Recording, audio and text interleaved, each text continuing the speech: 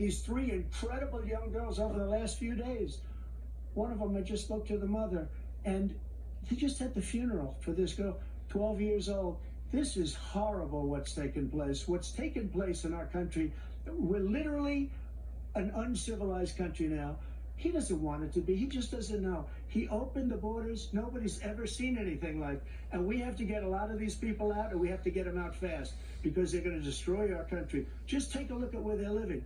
They're living in luxury hotels in New York City and other places.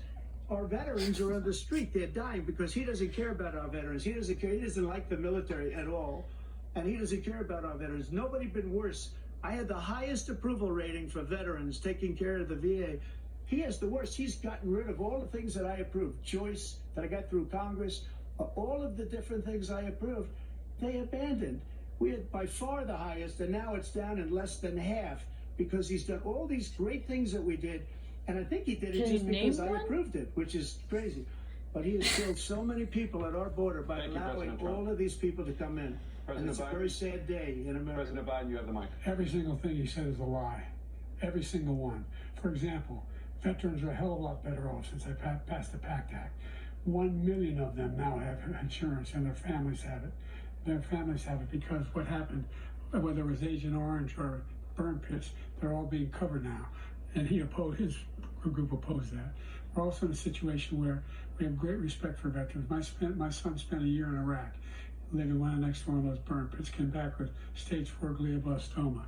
I was recently in France for D-Day, and I spoke all about those heroes that died. I went to the World War II cemetery, World War I cemetery he refused to go to. He was standing with his 4-star general, and he told me, he said, I don't want to go in there because they're a bunch of losers and suckers.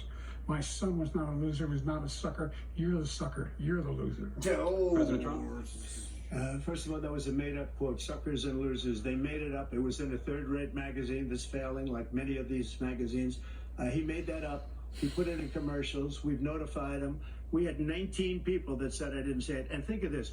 Who would say I'm at a cemetery or I'm talking about our veterans? Because nobody's taken better care. I'm so glad this came up and he brought it up. There's nobody that's taken better care of our soldiers than I have. To think that I would, in front of generals and others, say suckers and losers. We have 19 people that said it was never said by me. It was made up by him, just like Russia was made up, just like the 51 intelligence agents are made up, just like the new thing with the 16 economists are talking. It's the same thing. 51 intelligence agents said that the laptop was Russia disinformation. It wasn't. That came from his son, Hunter. It wasn't Russia disinformation. He made up the suckers and losers, so he should apologize to me right now. 4-star general standing at your side who was on your staff who said you said it, period. That's number one. And number two, the idea that I have to apologize to you for anything along the line. We've done more for veterans than any president has in American history. And they now are in their family. The only sacred obligation we have as a country is to care for our veterans when they come home and their families and equip them when they go to war. That's what we're doing. That's what the VA is doing now. They're doing more for veterans than ever before in our history. All right, thank you so much. Let's move to the topic of foreign policy. I want to begin with Russia's war against Ukraine, which is